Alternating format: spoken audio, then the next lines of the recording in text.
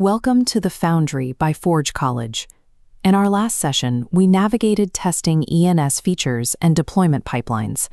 Today, we're taking the training wheels off. Our goal is to take that Solana API you've been building, the one with the slick wallet-based authentication and structured errors, and put it through a rigorous stress test. We are going to try to break it, so nobody else can. This blueprint represents our ultimate deliverable, the debug report bundle. Think of it as the receipt that proves your API is actually secure. To get started, you need 3 things on your workbench: Node.js version 16 or 18, your codebase from lesson 3, and a local Solana test validator. Before you touch a single line of code, remember this golden rule. Only use test key pairs for these exercises. Never, ever use your mainnet keys. Keep your real assets far away from staging environments. Completing these steps takes your API from a state of functional in theory to proven secure for real-world deployment. Step 1 is getting our environment up and running. You'll need 2 separate terminal windows open simultaneously, one running your local Solana test validator and the other running your staging API. This staging setup is like opening a mock, isolated replica of your app. You're letting traffic in, but it's contained safely behind closed doors before the real public gets anywhere near it. With the doors open, we begin our first wave of evaluation, functional testing, which covers both unit and integration tests. These tests have a very specific job.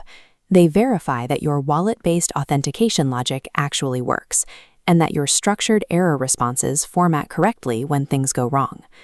Looking at this flowchart, cryptographic signature verification works exactly like a bouncer at a club. A data packet approaches our gateway. The system checks the signature against our specific rules, and if everything matches, it flashes green and lets the request through.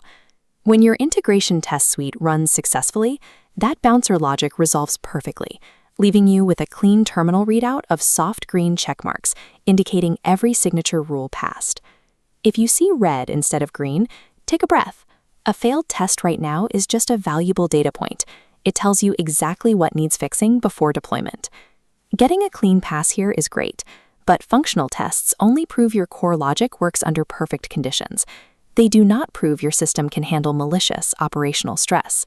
To test for that stress, we move to the next phase, security and stress testing, using tools like SemGrep and AutoCannon.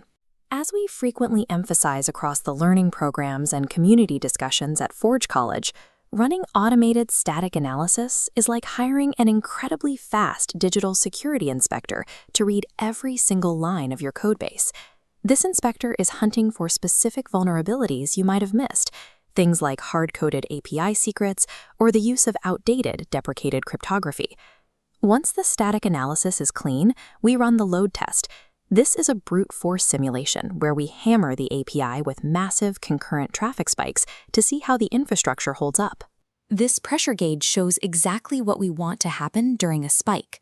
The needle shoots to the right, but hits a hard block. The safety mechanism catches the overload, throwing a 429 too many requests error instead of letting the entire server crash.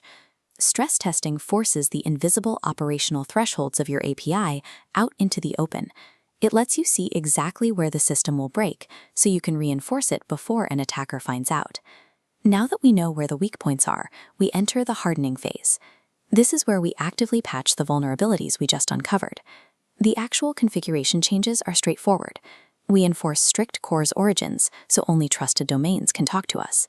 We enable helmet security headers to block common web exploits, and we tighten our request timeouts so bad actors can't tie up our server resources.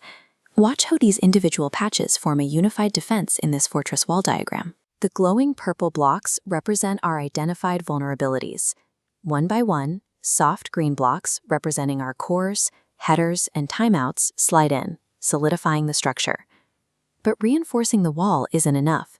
Notice the digital clipboard appearing next to it. The most critical rule of the hardening process is that every single applied patch must be immediately recorded in your hardening changelog. A valid entry in that log requires 3 things: the specific action you took, the underlying rationale for why you took it, and the verifiable evidence, like a link to the test output, proving it works. Once you've patched and logged everything, you perform regression testing. This means running your entire test matrix all over again to guarantee your new security patches didn't accidentally break the original API functionality. In enterprise security, a patch doesn't officially exist until it is thoroughly documented and proven stable by a completely green regression test suite. With a fully green test suite, we reach the final administrative step.